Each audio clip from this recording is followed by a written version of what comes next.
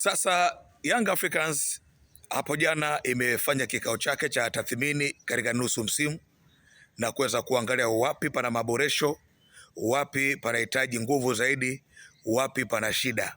Na katika kikao chao wakaadhimia kuboresha zaidi katika benchi la ufundi, kumrejesha tena Moalin. Kocha kuondoka kurudi sio kosa, ndo maisha ya mpira.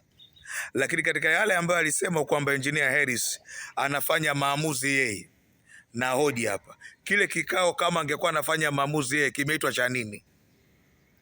Tuacheni haya mambo, punguzeni pressure. Katika kitu ambacho napenda kuambia wanayanga ni kwamba mkiendelea kuingia katika mfumo wa propaganda ambazo zinazoendelea katika mitandao ya kijamii mtakuwa maharaka sana.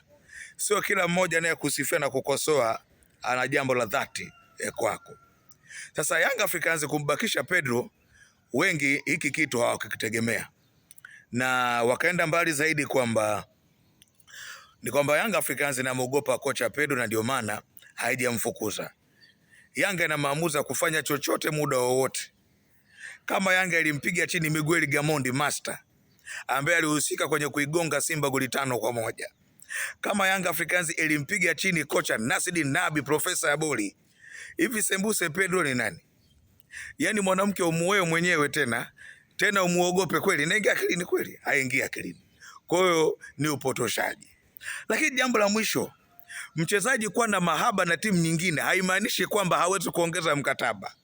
Lakini mkataba pia unaweza ukaongezwa hata ndani ya mkopo umo. Tuache ushamba. Yaani mtu anatoka zake kabisa anairejesha clip ya Hansi kwamba huyu jamaa alisema Eli Mpanzo na mahaba na Yanga. Kwani kuwa na mahaba na Yanga lazima ucheze Yanga? Acheni akili za kindezi. Si ndio? Unaweza ukawa mwandishi wa habari uko DW lakini una mahaba na BBC. Kwani kuna ubaya gani? Tuache ulimbukeni. La mwisho, afisa habari, kuna mmoja alimtaja hapa Hansi Rafaeli kwamba afisa habari, wewe una mahaba na Yanga, yaani wewe ni Yanga kindakindaki. Mbona kutoka kukanusha? Kumbe ni kule na mahaba na Yanga afuka kaa kimya.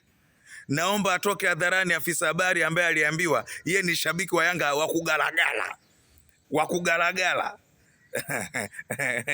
Licha kuwa anafanya kazi timu viwatilifu. Naomba atoke hadharani akanushe taarifa. Hansi alisema afisa habari fulani yeye ni Yanga.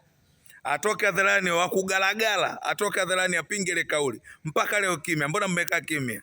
Acheni uhuni.